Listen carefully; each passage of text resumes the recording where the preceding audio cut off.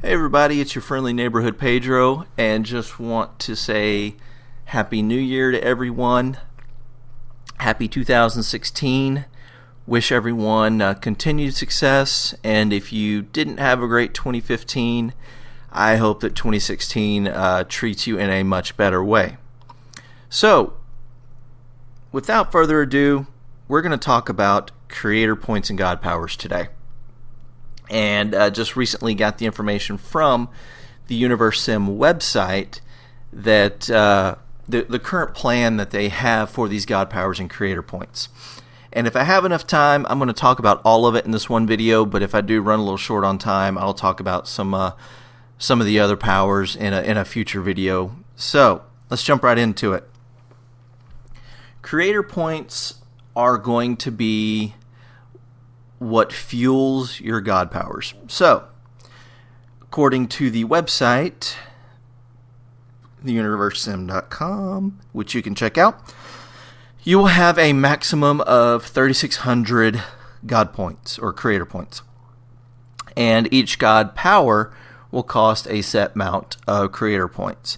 And I'm not going to include the cost of the god powers currently, just because they're probably going to change. And if they don't change, hey, no big deal, but I don't take anything as being set in stone right now. So, basically what's going to happen and how they're going to work is there's going to be kind of a ticker or a timer. So, as time passes, you're going to end up generating more creator points. And your god powers will use these creator points to affect your nuggets or your planet in a good way or a bad way. And kind of the neat thing that I see is these god powers, even the destructive ones, can have a positive impact on your planet, on your nuggets, on your society, civilization, and what have you. So I think that's kind of a good idea, kind of a neat way to do it. So let's jump in here and look at a few of the god powers. First off is intervention. And this is a very basic one. And the way it's going to work is you can grab things and throw them. Grab a tree, grab a rock. I don't know if you can grab a nugget, but I don't see why you would want to grab a nugget and throw it. So basically it gives you something to grab and throw. Now this can be beneficial in, grabbing a rock and throwing it at an animal that may be, terrorizing, killing your nuggets, whatever, and it helps them out to survive a little bit longer, just in case you haven't researched, hunting or something like that. It benefits your nuggets in that way. The negative side of it is if you throw an item at any one of your buildings, it's going to cause damage to your buildings. Not sure why you'd want to do that unless you just want it destroyed so you can rebuild it in a new area. So that might be that as well. So very basic god power. And as far as I can see, it's going to be basically cost the least. So there's that. Moving on to inspiration. Inspiration is god power that makes your nugget or nuggets work harder. I'm thinking you might be able to select multiple nuggets and use it on it. Use the inspiration on them. And what it does, it makes them work harder, increases their energy, their might, and basically kind of a get out of jail free if you need something built rather quickly, need some resources, to build that one building that you needed, or if you needed to research a technology that requires wood or stone or metal, something like that, you'll be able to gather them a little bit quicker to meet your deadline or to get you to advance a little bit quicker. That doesn't mean that it doesn't refill hunger as far as I'm concerned, as I can see. So I don't think that it's going to refill the hunger, so you still have to manage that. So that's inspiration, works like an energy drink, keeps your people working. Next is construction and repair focus. And I kind of talked about in a previous video where I was hoping that they would add some way to where you can make your nuggets focus on a certain thing you needed built. So that's good. If you have something that you need built immediately, and it's not going to build it immediately, mind you, but if you need something built quicker, maybe a farm over a house, or, what do they have in here? An eatery over, a farm or whatever. That's going to let you focus primarily on that instead of having a nugget go off and build a hut. Or if you need huts built, that's what's going to happen.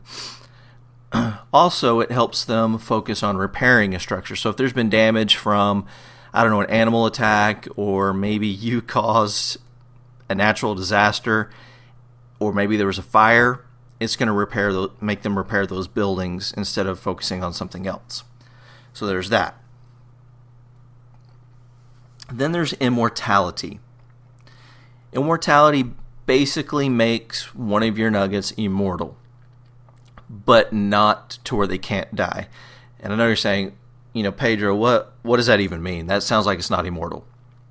Well, the way the immortality works is that your nuggets cannot die from hunger. Well, no, they can die from hunger. I'm sorry, they cannot die from old age.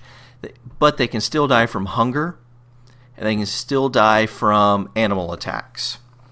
So basically, it'll be like, the elves in Lord of the Rings. While they can't die from old age, they can certainly die if enough damage is caused to them physically from, the effects of starvation or the effects of wolves or whatever other aggressive animals are going to be in this game. So it makes it kind of interesting if you have a nugget that you really like the way they're progressing as far as their strength, their intelligence, or whatever. You can make that one immortal, and they'll be kind of like the leader of your society to take you through different ages. So that's kind of neat. The next one is Terraforming. And I think this might be probably the most useful of the beneficial god powers. Just because the way that, the climates and environments are going to work in this game.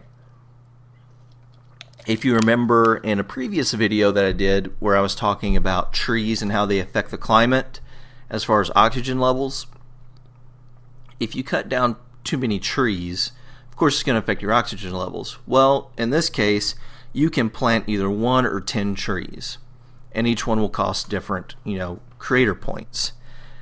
So if you need more trees, boom, more trees, you got them. And that way, you'll still have wood, but you will still have oxygen to breathe as well. You'll also be able to drop stones in 1 or 10 values. So if you need stones to, finish what you're building, you've run out of stones, stones are too far away from where you've decided to plop your, your epicenter, then boom, you have stones. So that's also a benefit. Then you can cloud form, and this will help bring rain to certain areas. Now this one's affected by wind, so you'll need to manage the wind direction. You'll need to look where it is before you form these clouds. So while that affects your mother planet, just think about how that's going to affect planets when you get to the space age and start colonizing other planets. Let's say that you have a planet that's, very forested but no stones. Well, guess what? You have a way to generate stones.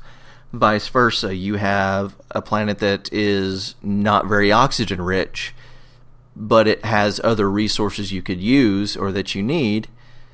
So plant some trees, and you can increase the oxygen level to make it, inhabitable. So there's that. And then cloud forming, if there's a very arid desert planet, no water, you can help create areas that, things will grow in. If you can have an actual planet that is mostly desert, you can make it growable, you can settle there and whatnot. So there's that.